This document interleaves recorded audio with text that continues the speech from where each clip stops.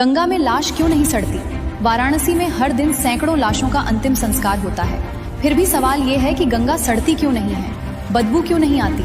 आखिर ऐसा क्या है इस नदी में जो इसे बाकी नदियों से अलग बनाता है? वैज्ञानिक 10 साल तक रिसर्च करते रहे। आखिर जवाब मिला शिव जी की जटाओं में। कहानी है राजा भागीरथ की। उनके 60,000 पूर्वज ऋषि कपिल के श्राप से राख बन गए थे। उनको मोक्ष दिलाने के लिए गंगा को स्वर्ग से लाना था।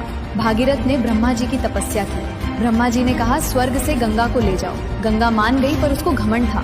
वो बोली मैं स्वर्ग से ऐसी गिरूंगी कि पूरी पृथ्वी बहा दूंगी, कोई रोक नहीं पाएगा। भागीरथ डर गए। वो दौड़े शिव जी के पास। शिव जी बोले आने दो, और गंगा पूरे अहंकार के साथ स्वर्ग से गिरी। आवाज ऐसी कि देवता कांप गए। जैसे ही वो शिव जी के सिर पर गिरी, शिव जी ने अपनी जटाएं खोल दी और गंगा जटाओं में फंस गई। निकलने का रास्ता नहीं मिला।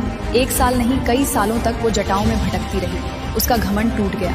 फिर भागीरथ ने फिर से शिव जी की पूजा की। शिव जी प्रसन्न हुए। उन्होंने अपनी एक जटा हिमालय पर खोली। गंगा 7 धाराओं में बंटकर धीरे धीरे धरती पर आई। तब शिव जी ने गंगा को 2 वरदान दिए। पहला वरदान, गंगा तू मेरी जटाओं में रही है, इसलिए तू कभी अशुद्ध नहीं होगी। दूसरा वरदान, तुझमें जो भी मरेगा, लाश हो या हड्डी, वो सड़ेगा नहीं, वो सीधा मोक्ष पाएगा, क्योंकि तू ब्रह्म द्रव्य है, अमृत है। इसी वरदान से भागीरथ के 60,000 पूर्वज मोक्ष पा गए। इसी वजह से गंगा को मोक्षदायिनी भी कहा जाता है, और आज साइंस ने भी इसको मान लिया है।